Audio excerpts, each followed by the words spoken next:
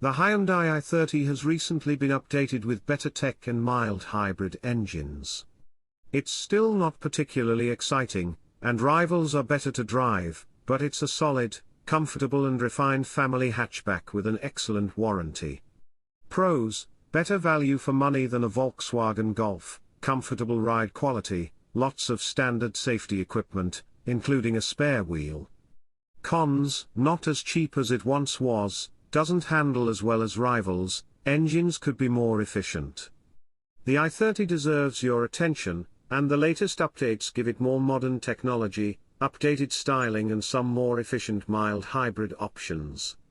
The i30's interior definitely looks more modern and upmarket thanks to the updates, particularly on higher spec models with the new 10.25 inches infotainment touchscreen mated to a digital instrument display.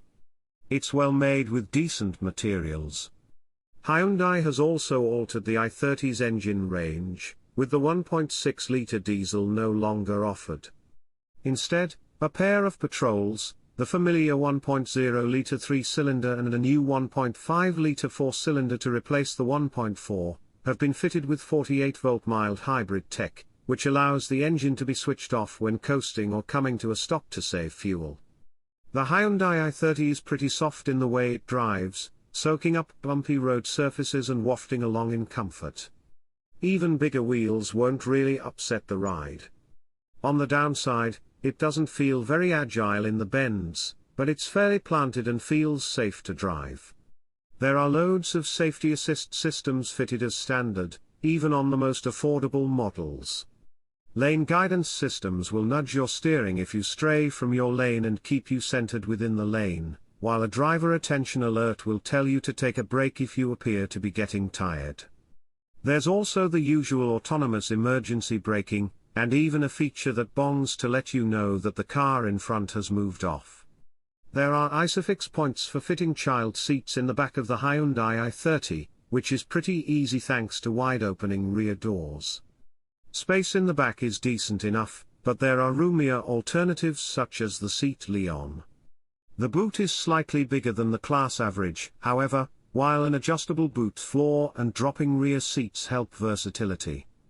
No one's going to get excited about the Hyundai i30, but it's a very competent car that puts the focus on comfort and value for money. A transferable 5-year, unlimited mileage warranty makes it a sensible used proposition, too. While the Hyundai i30 perhaps doesn't excel in any particular area, it also isn't subpar.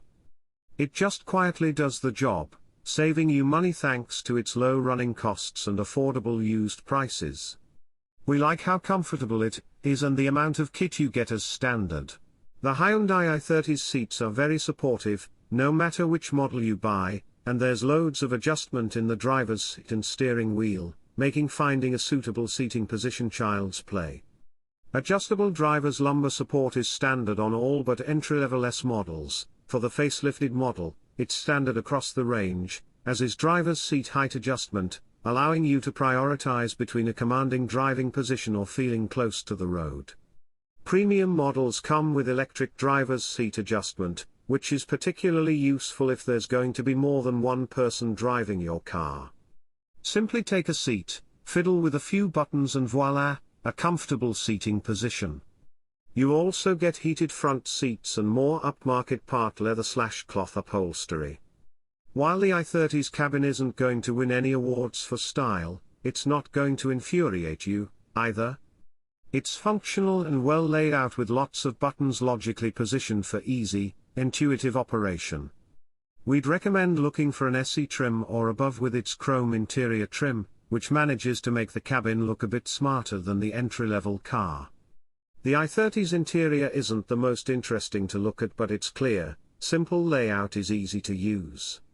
Fortunately, Hyundai has resisted the temptation to replace buttons and knobs with touch-sensitive controls, unlike Volkswagen, which has resulted in the latest Golf having a rather irritating interior. The color scheme is a touch dark, but the windows let in lots of light. Everything you touch regularly has a feeling of real quality, and you have to look hard for cheap and scratchy plastics. It all feels very solidly put together, too, and overall, the i30 is a very pleasant car to spend time in. SE Connect models have an 8.0-inch touchscreen display for the infotainment system, which has DAB radio and Bluetooth, and gives access to the car's various settings. Premium and N-line models have a 10.3-inch display with built-in sat-nav. The display is clear and responsive, and the system is easy to use. But you may prefer to connect your phone via Apple CarPlay or Android Auto. SE Connect models also have aircon, rear parking sensors and a reversing camera. Premium specification adds dual-zone climate control, heated front seats and steering wheel, wireless charging pad and a digital driver's display. N-line gets most of the premium's features, doing without heated seats and steering wheel, but getting front parking sensors. Previously returning 49.6 miles per gallon on the combined WLTP cycle, depending on trim and wheel size, the 1.0-litre TG now promises 54.3 miles per gallon, or 52 miles per gallon if mated to the dual-clutch transmission. This is obviously dependent on how you drive it, work it hard or only use it in busy towns, and the little 3-cylinder turbocharged engine will be considerably less efficient in the real world. The old 1.4-litre petrol is a little thirstier, officially returning up to 44.1 miles per gallon, although you might find that the difference between the two petrols is negligible in the real world.